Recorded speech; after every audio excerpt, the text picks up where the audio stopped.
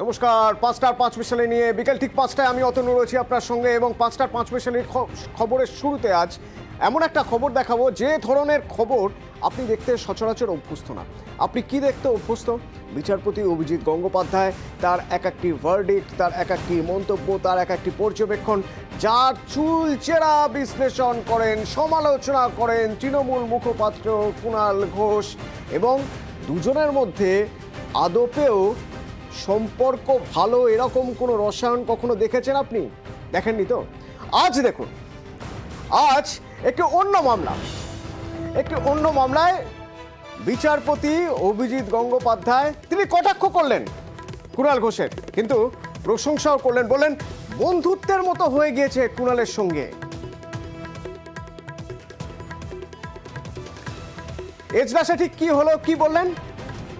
যেখানে তার মন্তব্য কুণাল ঘোষের সঙ্গে বেশ বন্ধুত্বের মতো হয়ে গিয়েছে, বিচারপতি অভিজিৎ গঙ্গোপাধ্যায় বলছেন একদিন তার চেম্বারে এসেছিলেন এবং সেদিন তিনি অবাক হয়ে গিয়েছিলেন। আরো বলছেন মানুষটা খারাপ না,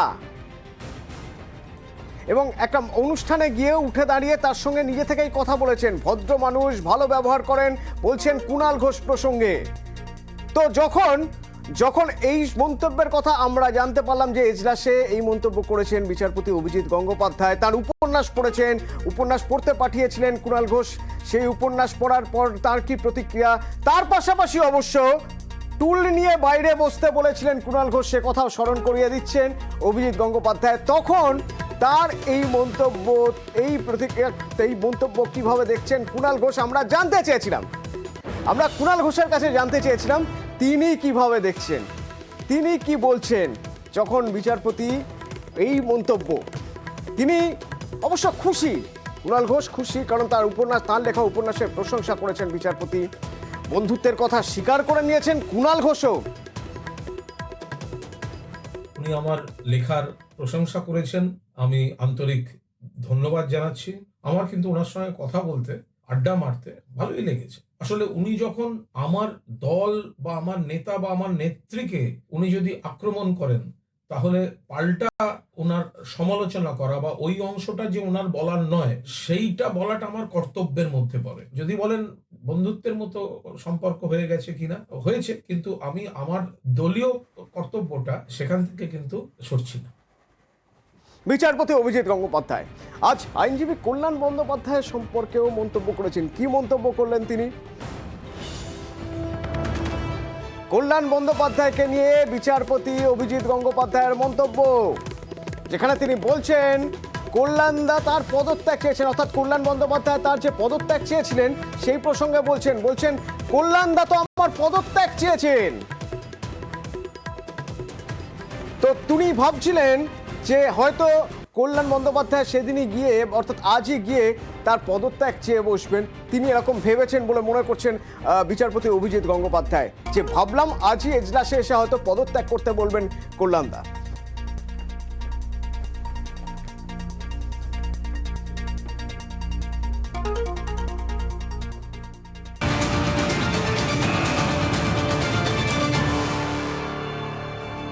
কিভাবে সরকারি স্কুলে পড়াশোনা হয় বিচারপতি অভিজিৎ গঙ্গোপাধ্যায় তা নিয়ে আজ ক্ষোভ প্রকাশ করলেন। বিচারপতি ক্ষুব্ধ যে কিভাবে পড়াশোনা হয় সরকারি স্কুলে, ঠিক মতো হচ্ছে না। শিক্ষকের করা মামলার শুনানিতে এই মন্তব্য বিচারপতি অভিজিৎ গঙ্গোপাধ্যায়। মামলাটি গোসাবার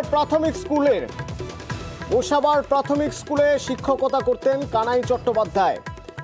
2008 সালে 3 মাসের জন্য ছুটি নেন, তার কারণ তিনি সেই সময় অসুস্থ ছিলেন বলে দাবি করেন, এবং পরে তাকে আর স্কুলে যোগ না দেওয়ার বলা অভিযোগ, অর্থাৎ স্কুলে যোগ দিতে দেওয়া হয়নি তারপরে।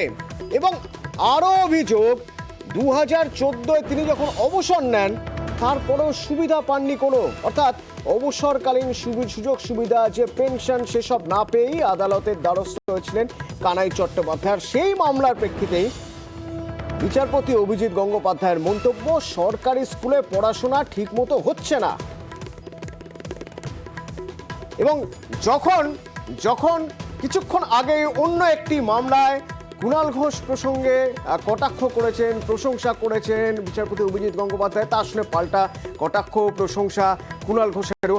আজ যখন পরবর্তী একটি মামলায় বিচারপতি অভিজিৎ গঙ্গোপাধ্যায় সরকারি স্কুলের পড়াশোনা নিয়ে মন্তব্য করছেন, তখন কুণাল ঘোষ কি বলছেন শুনুন।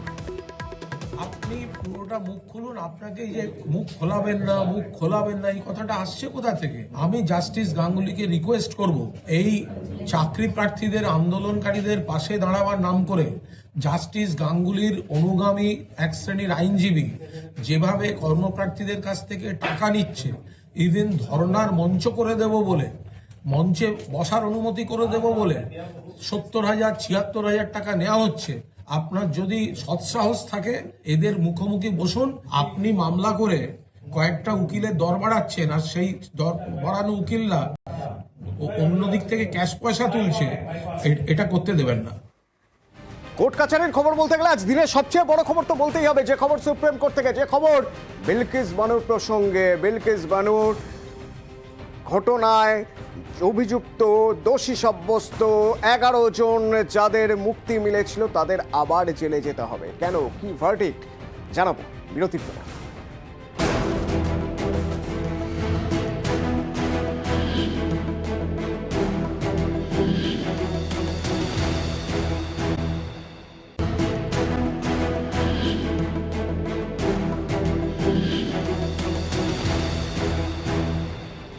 2022-এর 15ই আগস্ট সারা দেশে সাড়া পড়ে গিয়েছিল।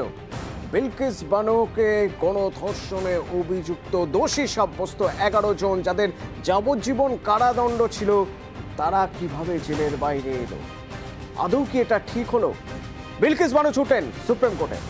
সুপ্রিম কোর্ট জানিয়ে দিল ওই 11 জনকে জেলেই ফিরতে হবে। বিলকিস মামলায় বিস্ফোরক সুপ্রিম কোর্ট। 2022-এ 11 জনকে গুজরাট সরকার মুক্তি দিয়েছিল, কিন্তু সেই দোষীদের মুক্তি খারিজ করে দিল সুপ্রিম কোর্ট। এবং সুপ্রিম কোর্ট বিস্ফোরক বলছে, আইন ভেঙে দোষীদের মুক্তি দেওয়ার দাবি জানানো হয়েছিল, আদালতকে ব্যবহার করে আইন ভাঙা হয়েছিল। ক্ষমতার অপব্যবহারের চূড়ান্ত উদাহরণ বিলকিস মামলা পর্যবেক্ষণ সুপ্রিম কোর্টের। এবং গুজরাট হাইকোর্টের শুনানি প্রক্রিয়া বিকৃতির অভিযোগ। বিলকিস মামলায় বিস্ফোরক সুপ্রিম কোর্ট।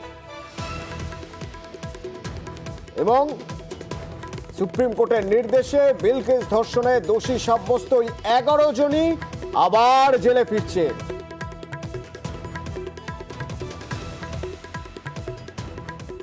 गुजरात स्टेट ने जिस तरह इस केस में रिमिशन ऑर्डर्स पास किए हैं, उनको कोई पावर नहीं थी। जो पावर है वो अप्रोप्रिएट गवर्नमेंट इस केस में महाराष्ट्र है। ये केस का ट्रायल स्टेट ऑफ गुजरात से निकाल के सुप्रीम कोर्ट ने स्टेट ऑफ महाराष्ट्र में भेजा था ताकि फेयर ट्रायल हो सके। तो एक तरह से ये पूरा का पूरा जो सिलसिला चला कानून के खिलाफ था। अदालत ने ये फैसला किया कि ये लोगों को वापस जेल में अभी जाना होगा, और उन्होंने ये भी आश्चर्य प्रकट किया कि गुजरात स्टेट ने इस तरह क्यों इस मामले में एक्ट किया। এবং এরপরেই রীতিমতো সোচ্চার বিজেপি বিরোধী প্রত্যেকটি রাজনৈতিক দলের নেতৃত্ব। মমতা বন্দ্যোপাধ্যায় আজ এই সুপ্রিম কোর্টের রায়ের পর কি বলছেন? I am grateful for the Supreme Court because this judgment, it itself proves that Bilkis Mamla, the victims are totally scot-free. It is not to be done. The rapists are freely moving and they are enjoying the power. It won't look nice. The Supreme Court judgment, I admire them to take a strong and bold judgment. Do you see that only one? There are so many cases. You see Sakhi's cases. What justice they have got, instead of getting justice, they became the president of the federation. We know what is going on. We know each and everything. একই সঙ্গে একই সুরে গুজরাট সরকারের সেদিনের ভূমিকার নিন্দা করছেন CPIM এর বৃন্দা কারাত এবং পবন খেরা কংগ্রেসের। सेंट्रल गवर्नमेंट ने भी इजाजत दे दी थी। क्या होम मिनिस्ट्री नहीं जानते हैं? क्या सोलिसिटर जनरल नहीं जानते हैं कि ये बिल्कुल गलत है? क्या उन्होंने चेक नहीं किया? जो सुप्रीम कोर्ट ने कहा ये फ्रॉड है, जो पिटिशनर है वो साफ हाथों से नहीं आ रहे कोर्ट में। क्या ये सब बिल्कुल इतने इनोसेंट थे इस हकीकत से? जो कोर्ट के कॉमेंट्स है, जो जजमेंट है, हम इसका स्वागत करते हैं और मैं उम्मीद करती हूँ कि जो दोषी पाए गए हैं उनका जगह केवल जेल में है, और जितने जल्दी इनको वापस जेल भेजा जाए उतने ही फिर महिलाओं के अधिकारों का रक्षा होगा। स्वतंत्र भारत में बाबा साहब अंबेडकर के संविधान में ऐसा कोई प्रावधान नहीं हो सकता जहां अपराधी का धर्म देखा जाए या अपराध के शिकार का धर्म या मजहब देखा जाए या जाति देखी जाए। एक पार्टी से जुड़े हुए लोगों ने उनका माल्यार्पण किया, उनका स्वागत किया। यह देखकर रोंगटे खड़े हो जाते थे कि इस देश में आजादी के 75 साल बाद जब हम अमृत महोत्सव मना रहे हैं तब भी ऐसा संभव है। हम सुप्रीम कोर्ट का कोटि कोटि धन्यवाद देते हैं। সব অবিজেপি দলের নেতৃত্বরা যখন বিজেপি শাসিত গুজরাট সরকারের দিকেই আঙুল তুলছেন তখন বিজেপি কিভাবে দেখছে, বিজেপি মুখপাত্র সমীর ভট্টাচার্যের সঙ্গে আমরা যোগাযোগ করেছিলাম। আইনের ফাঁক রাখা হয়নি, কারণ ওখানে বিজেপি সরকার ছিল, বিজেপি সরকারই গ্রেপ্তার করে, তারাই তদন্ত করে, তাদের তদন্তের তথ্যের উপরে ভিত্তি করে যাবজ্জীবন দিয়েছিল আদালত। আর 14 বছর সাজা কেটে ফেলার পর যাবজ্জীবনের সাজাপ্রাপ্ত বন্দীদের মুক্তি দিয়েছিল। এখন সুপ্রিম কোর্ট বলছে যে এটা ক্ষমতার অপব্যবহার হয়েছে, এখন সেটা নিয়ে আইনি প্রক্রিয়া চলবে। সুতরাং বিরোধীদের যারা থাকে ওই ব্রিগেডের মধ্যে থাকবে, আর ওই গান বাজনার মধ্যে থাকবে। 2024-এর 15 আগস্ট আবার জাতিকে সম্বোধন করবেন নরেন্দ্র দামোদর দাস মোদী। যারা হাতে চাঁদ পেয়েছে তারা 2029-এর জন্য চিন্তা ভাবনা করবে। কিন্তু এই যে 11 জনের মুক্তি খারিজ হলো, তারা যে আবার জেলে যাচ্ছে, এতে বিলকিসের পাড়ায় কিন্তু খুশির হাওয়া, বাজি ফাটছে, আতশবাজি। এক দীর্ঘ লড়াই, সেই 2022 থেকে দীর্ঘ লড়াই 2024-এ এসে অবশেষে ন্যায় পেলেন বিলকিস। কি হয়েছিল বিলকিসের সঙ্গে, বিলকিস বানুর সঙ্গে 2002 সালে কি হয়েছিল, একটু ক্রোনোলজি দেখাই আপনাদের। 2002 গুজরাট হিংসা, সেই সময় 5 মাসের অন্তঃসত্ত্বা ছিলেন বিলকিস, এবং বিলকিসকে তখন গণধর্ষণ করা হয়। তার চোখের সামনে তার 3 বছরের মেয়েকে পাথরে ছুঁড়ে আছাড় মেরে ফেলা হয় এবং তার পরিবারের কয়েকজনকে মারা হয়। এরপর বিলকিস বানুকে ধর্ষণ করে 11 জন। দেখুন, এই দিনগুলো চোখের সামনে দেখে এসেছেন বিলকিস বানু। এরপর এই হাড়হিম করা ঘটনার তদন্ত শুরু হয়, মামলা শুরু হয়। মামলা হতে হতে হতে হতে মুম্বাই সিবিআই কোর্ট 2008 সালে দোষী সাব্যস্ত করে 12 জনকে। কারণ এই মামলা করেছিল কেন্দ্রীয় তদন্তকারী সংস্থা সিবিআই, তারা তদন্ত করেছিল। 2008 সালে দোষী সাব্যস্ত করা হয় এবং তাদেরকে যাবজ্জীবন কারাদণ্ডের নির্দেশ দেওয়া হয়। এরপর 2022 সালে গুজরাট সরকার সুপারিশ করে, যেহেতু এদের ভালো ব্যবহার জেলের মধ্যে, এদেরকে 15ই আগস্ট স্বাধীনতা দিবসের আগে ছেড়ে দেওয়া হোক। ছেড়ে দেওয়া হয়েছিল, মুক্তি পেয়েছিলেন তারা। কিন্তু বিলকিস বানু চোখের সামনে যে দিন দেখেছেন, যে যন্ত্রণা সহ্য করেছেন, লড়াই ছাড়েননি। ফের সুপ্রিম কোর্ট আজ জানিয়ে দিল ওই 11 জনকে যেভাবে ছাড়া হয়েছে তা অবৈধ, ফের জেলে যেতে হবে ওই 11 জনকে।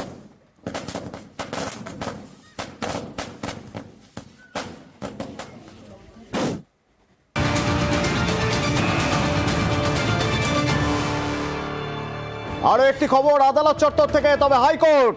আলিপুরের বিশেষ সিবিআই আদালতের খবর। ফাইনাল চার্জশিট দিল সিবিআই এর। এসএসসির 4টি মামলারই চার্জশিট জমা দিল সিবিআই। কাদের নাম রয়েছে ওই চার্জশিটে, কি রয়েছে চার্জশিটে? অমিত প্রতিনিধি আমার সঙ্গে রয়েছেন, বলতে পারবেন অমিত? দেখো, সিবিআইয়ের তরফে আলিপুর বিশেষ সিবিআই আদালতে স্পষ্টত জানিয়ে দেওয়া হলো, এসএসসি নিয়োগ দুর্নীতি মামলায় তারা যে 4টি মামলা তদন্ত করছিলেন, সেই 4টি মামলার তদন্ত আপাতত শেষ হয়েছে এবং আজকে তারা 4টি মামলারই চূড়ান্ত চার্জশিট তারা আদালতে জমা দিয়েছে। সূত্রের দাবি, 9ম 10ম শ্রেণীর নিয়োগ দুর্নীতি মামলার চূড়ান্ত চার্জশিট দেওয়া হয়েছে। তাতে পার্থ চট্টোপাধ্যায় তৎকালীন শিক্ষামন্ত্রী সহ 7 জনের নাম রয়েছে। অন্যদিকে গ্রুপ সি যে নিয়োগ দুর্নীতি সংক্রান্ত যে মামলা, সেই মামলাতে শিক্ষা দপ্তরের এক উচ্চপদস্থ আধিকারিকের নাম রয়েছে, এমনটাই কিন্তু সূত্রের খবর। সেক্ষেত্রে 9 জানুয়ারি কলকাতা হাইকোর্টে এই এসএসসি মামলার কম্প্রিহেন্সিভ রিপোর্ট অর্থাৎ চূড়ান্ত কি খসড়া রিপোর্ট দেওয়ার কথা হয়েছে সিবিআই। তার আগে আজকে বিশেষ সিবিআই আদালতে অর্থাৎ আলিপুর কোর্টে যে সিবিআই আদালত রয়েছে, সেখানে সিবিআই তরফে 4টি মামলা অর্থাৎ সিবিআই তরফে এসএসসি যে 4টি মামলা করা হয়েছিল, নবম ও দশম শ্রেণীর শিক্ষক নিয়োগ দুর্নীতি, একাদশ ও দ্বাদশ শ্রেণীর শিক্ষক নিয়োগ দুর্নীতি, গ্রুপ সি ও গ্রুপ ডি যে নিয়োগ দুর্নীতি, সেই 4টি মামলাতে চূড়ান্ত চার্জশিট দেওয়া হলো সিবিআই তরফে এবং তাদের তরফে জানিয়ে দেওয়া হলো আপাতত তাদের এই তদন্ত প্রক্রিয়া শেষ হয়েছে এবং তারই ভিত্তিতে তারা 4টি মামলার ক্ষেত্রে চূড়ান্ত চার্জশিট তারা অর্থাৎ ফাইনাল চার্জশিট তারা আদালতে জমা দিয়েছে। সেক্ষেত্রে নবম ও দশম শ্রেণীর মামলার ক্ষেত্রে পার্থ চট্টোপাধ্যায় সেই চার্জশিটে নাম রয়েছে। গ্রুপ সি নিয়োগ দুর্নীতি মামলা চার্জশিটে চূড়ান্ত শিক্ষা দপ্তরের একজন আধিকারিকের নাম রয়েছে বলেই সূত্রের খবর। বেশ, ধন্যবাদ।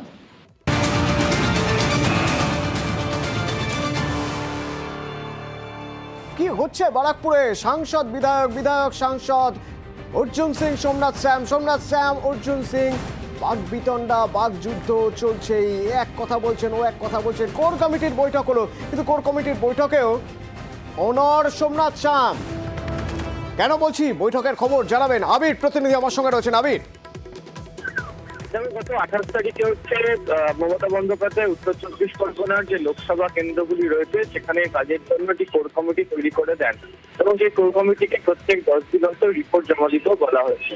সেই কোর কমিটির প্রথম দিনে যে বৈঠক ছিল, সেই বৈঠকে অবশ্য প্রকাশ্যে অর্জুন বনাম সোমনাথের দ্বন্দ্বের ছবি লক্ষ্য করতে না পারা গেলেও দুজনের যে বক্তব্য, বিশেষ করে সোমনাথ তার নিজের বক্তব্যের জায়গাতে অনড়। তবে কোর কমিটি যদি বৈঠকে ব্যারাকপুরের লোকসভার যে প্রসঙ্গ আছে সেই প্রসঙ্গটা মনে করিয়ে দেওয়া হয়েছে।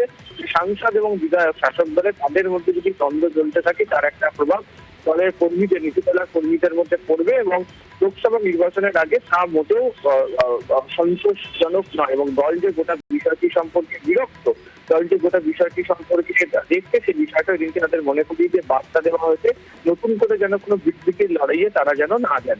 এই প্রসঙ্গে অবশ্য অর্জুন সিং বলছেন কোনো দ্বন্দ্ব নেই। সোমনাথ শ্যাম বলছেন যে তিনি তৃণমূলের প্রতীকে জিতে আসা বিধায়ক করে দল যাকে প্রার্থী করবেন, দল যে দায়িত্ব দেবেন তিনি সেই সামলানোর ক্ষেত্রে প্রস্তুত। তবে তিনি কোথাও গিয়ে একটা অনড় এখনো পর্যন্ত রয়ে গেছেন অর্জুন সিং এর ব্যাপারে। তিনি যে মন্তব্যগুলো করেছিলেন সেই প্রসঙ্গের ক্ষেত্রে, যেহেতু ব্যারাকপুর এবং বনগাঁ এই দুটো লোকসভা কেন্দ্র 2019-এ বিজেপির কাছে গিয়েছিল এবং বর্তমান অবস্থাতে দাঁড়িয়ে উত্তর 24 পরগনার একাধিক ঘটনা সামনে আসতে শুরু করেছে, তা নিয়ে অনেকেই বলছেন যে লোকসভা নির্বাচনের ক্ষেত্রে এই দোলা তৃণমূলের কাছে অত্যন্ত গুরুত্বপূর্ণ। এই পরিস্থিতিতে দাঁড়িয়ে যে গোষ্ঠীদ্বন্দ্ব কোনোভাবে বরদাস্ত করা হবে না এবং যে বা যারা যে ধরনের আচরণ করছেন তাদের দলের গোটাটাই নজরে রয়েছে, সে কথাও দিন কমিটির বৈঠকে প্রত্যেক সদস্য মনে করেছেন। ফলে এই যে রিপোর্ট তা দলের শীর্ষ নেতৃত্বের কাছে পাঠানো হচ্ছে এবং তার পরিপ্রেক্ষিতে আগামী দিনে সিদ্ধান্ত নেওয়া হবে যে লোকসভার প্রচারের ক্ষেত্রে আর কোন ধাপ বা বিষয়কে নিয়ে তারা এগোতে চলেছে। ধন্যবাদ আবির। আর এই বৈঠকের পর সোমনাথ শ্যামের কাছে যখন জানতে চাওয়া হলো বৈঠকের প্রসঙ্গে, অর্জুন সিং প্রসঙ্গে, তিনি মন্তব্য করছেন কে অর্জুন সিং। আবার অর্জুন সিং এর কাছে যখন জানতে চাওয়া হলো যে আপনাদের ঝামেলা কি মিটলো, অর্জুন সিং বলছেন কিসের দ্বন্দ্ব, কোনো দ্বন্দ্বই ছিল না। ব্যক্তি বিশেষে দল চলে না তৃণমূল কংগ্রেস। দল যেটা বলবে, যাকে আগামী দিনে সেখানে প্রস্তুত করবে, যাকে পাঠাবে তাকে নিয়ে দল করব। অর্জুন বলে আপনার আপত্তি থাকবে? অর্জুন বলে না, আমি অর্জুন কে আমি তো জানি না। অর্জুন বলে কোনো কথা নয়। আমি দল যেটা বলবে, যাকে পাঠাবে, যাকে ওখানে বলবে নির্বাচনে দাঁড়াবার জন্য, তার সঙ্গে নিশ্চয়ই সোমনাথ শ্যামও থাকবে, কারণ আমি দলের প্রতীকে জিতেছি। অর্জুন সিং যদি প্রার্থী হন তাহলে আপনারা কি প্রার্থী কে হবে এটা কেউ বলতে পারবে না। যদি আমি কালকে নামও থাকতে পারি, যদির কোনো প্রশ্ন নেই। যদি নয়, দল যাকে সিদ্ধান্ত নিয়ে পাঠাবে তাকে নিয়ে কথা বলবে। কোনো মন্তব্যই কিন্তু সোমনাথ শ্যাম এরকম ভাবে বলে গেলেন কেউ বলতে আলোচনা নেই, কোনো নিয়ে আলোচনা নেই, এটা পুরো সাংগঠনিক আলোচনা। আজকে তো আপনি এবং সোমনাথ শ্যাম দুজন অনেকদিন পর এক টেবিলের মিটিং। আমরা অনেকবার এক টেবিলে বসে। তাহলে দ্বন্দ্ব কি মিটলো? দ্বন্দ্বই নেই। এই যে ছবি দেখছেন অবৈধ নির্মাণের, 22টি অবৈধ নির্মাণ ভাঙা হয়েছে ডিসেম্বরে। হ্যাঁ, শিলিগুড়ি পুরসভা আদালতের নির্দেশে ভেঙেছে। তো এই অবৈধ নির্মাণ ভাঙা মানে নিঃসন্দেহে শহরের জন্য খুব ভালো খবর। একটা শহরের জন্য, শিলিগুড়ি শহর এমনিতে যানজট নিয়ে বারবার জেরবার থাকে, অবৈধ নির্মাণ, পরিবেশ দূষণ হচ্ছে, ছা চকচকে ভালো শহর হবে। কিন্তু তার মাঝে রাজনীতিও যে বাদ থাকছে তা নয়। আজ যখন শিলিগুড়ির মেয়র গৌতম দেব দেখতে গেলেন সেই কাজের জায়গা যেখানে বেআইনি নির্মাণ ভেঙে দেওয়া হয়েছে, তখন তিনি বলেন যত বেআইনি নির্মাণ তা তো হয়েছে বাম আমলে।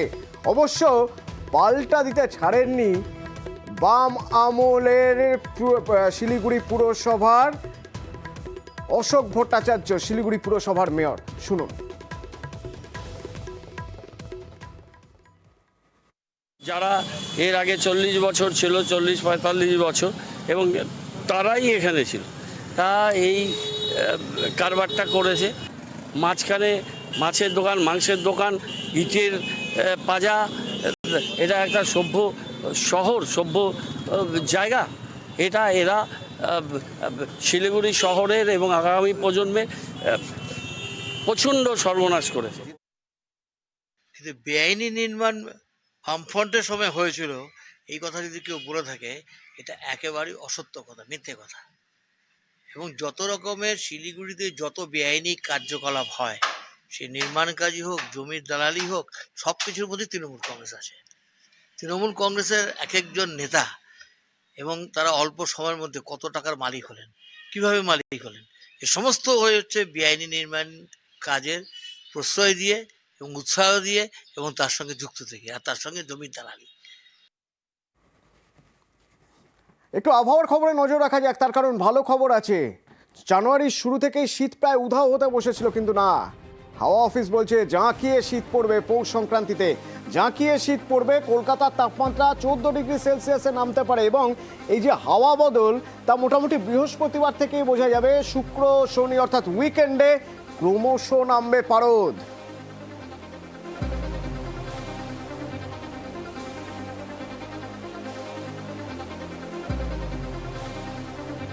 ঠান্ডা বাড়বে, ঠান্ডা বাড়লে পিকনিকের মরশুম, ঠান্ডা বাড়লে পর্যটনের মরশুম, এই সময় ঘুরে বেড়ানোর সময় একদিক থেকে ভালো খবর। কিন্তু যাদের ছবি দেখাবো তাদের দেখলে আপনার মন ভালো থাকবে না। ঠান্ডা বাড়বে, জাঁকিয়ে ঠান্ডা পড়বে, আর ওই 25টি পরিবারের মাথার ছাদ নেই আর। পাটুলিতে এক বিধ্বংসী আগুন, 25টি ঝুপড়ি পুরো সাফ। দেখুন, দেওয়ালগুলো ফেলে দিতে হচ্ছে। এর মধ্যে থেকে খুঁজে খুঁজে রোজকার সংসারের জিনিসপত্রগুলো কুড়িয়ে নিয়ে যাবেন তারা। যা রয়ে গেছে আতপোড়া, যা যতটুকু রয়ে গেছে, টাকা পয়সা যা ছিল, কিছু কি বাঁচাতে পেরেছেন? দেখুন, ধ্বংসস্তূপের মধ্যে থেকে যতটুকু পাওয়া যায়, কিছুই তো নেই। বুদ্ধিপাড়ার এই মানুষগুলো কনকনে ঠান্ডায় থাকবেন কোথায়, কি খাবেন জানা নেই। রান্না যে করবেন, রান্নার বাসন কই, সবই যে পুড়ে গেছে, পুরা ছাই কিছু রয়ে গেছে। তারই মাছ থেকে যতটুকু যা বেঁচে আছে যদি পাওয়া যায়।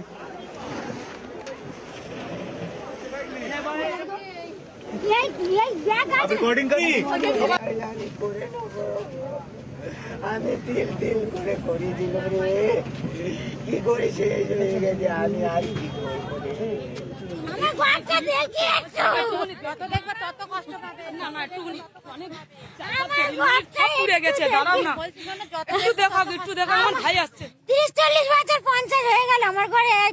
একটা জিনিস আমি সরাইনি। 40,000 টাকাও ছিল, বোনের গয়নাও ছিল, জায়গার দলিলও ছিল। আগুন এসে লাগার পরে এভাবে স্প্রেড হয়েছে, যেহেতু এলপিজি সিলিন্ডার ছিল ওটা বাস্ট হয়ে গেছিল, ফলে এন্টার জায়গাটায় এনগালফ হয়ে গেছে ফায়ারে। হয়তো একটা ইনিশিয়াল জায়গা ছিল, তারপরে এলপিজি সিলিন্ডার বাস্ট হওয়াতে পুরোটাই ধরে নিয়েছে। বাকি আমরা যে এলপিজি সিলিন্ডারগুলো এমনি ছিল তাইগুলোকে আমরা বার করে রিমুভ করে দিয়েছি, রিমুভ করে তাকে কুল করে রেখে দেওয়া হয়েছে আলাদা। এখানে এখনো যা জ্বালা যাচ্ছে 25টার মতো ঘর ছিল।